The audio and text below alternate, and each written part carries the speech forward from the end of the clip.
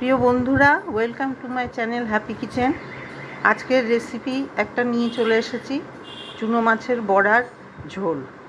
চলুন বেশি দেরি না করে শুরু করা যাক। রান্নার জন্য নিয়েছি চুনো মাছ। এতে আমি হলুদ নুন দিয়ে দিয়েছি, হলুদ নুন দিয়ে মাখিয়ে নেবো ভালো করে। আর এটা করতে আমার মসুর ডাল বাটা লাগছে, এটা আমি শিলে বেটে নিয়েছি।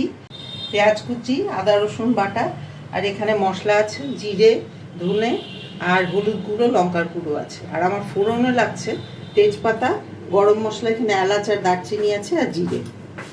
আর রান্নার জন্যে নুন লাগছে আমার।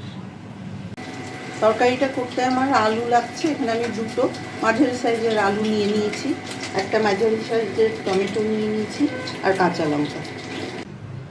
আমি এখন ডালের মধ্যে কুচু মাছটাকে মেখে নেব ভালো করে।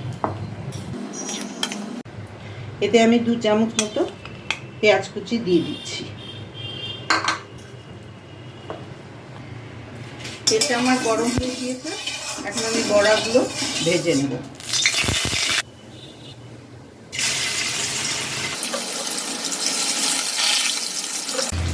একদিক ভাজা হলে বড়াটা আবার উল্টে নেব। বড়াটা আমার ভাজা হয়ে গিয়েছে দুটো পিঠি। এরকমভাবে আমি সব বড়াগুলোই ভেজে নেব।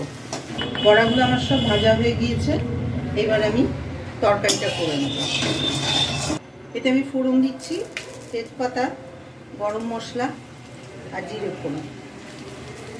এবার আমি আলুগুলো দিয়ে দিচ্ছি। আলুগুলো একটু ভাজা হলে তারপর পেঁয়াজটা দেব। এবার আমি পেঁয়াজটা দিয়ে দিচ্ছি।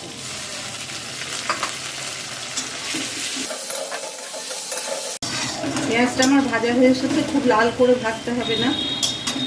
এবার আমি টমেটোটা অ্যাড করছি এতে।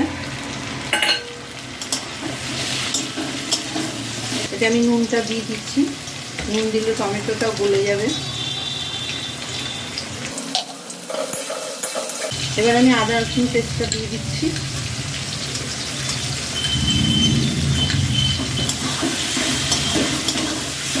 এর সাথে আমি মশলাগুলো সব দিয়ে দিচ্ছি। একটু জল দেবো মশলা কষাবার জন্য।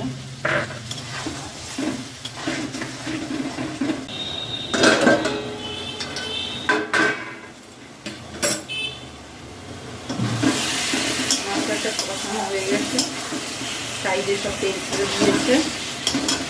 আর এবার আমি একটু চিনি দেবো।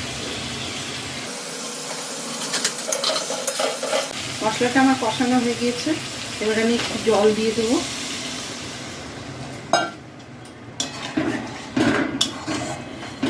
হয়ে গিয়েছে আমার ঝোলটা। এতে আমি 3টে কাঁচা লঙ্কা দিয়ে দিচ্ছি। এইবার আমি গ্যাসের ফ্লেমটা অফ করে দেব। একটু গরম মশলার গুঁড়ো দিয়ে 2 মিনিট আমি এটাকে একটু ঢেকে রাখবো। আমি এখন ঝোলটাই বড়ার উপর দিয়ে দেবো আস্তে আস্তে। রান্নাটা আমার হয়ে গিয়েছে। যদি আপনাদের এই রেসিপিটা ভালো লেগে থাকে তাহলে লাইক, শেয়ার, কমেন্ট এবং সাবস্ক্রাইব করতে ভুলবেন না। দেখা হচ্ছে পরের ভিডিওতে। Thank you.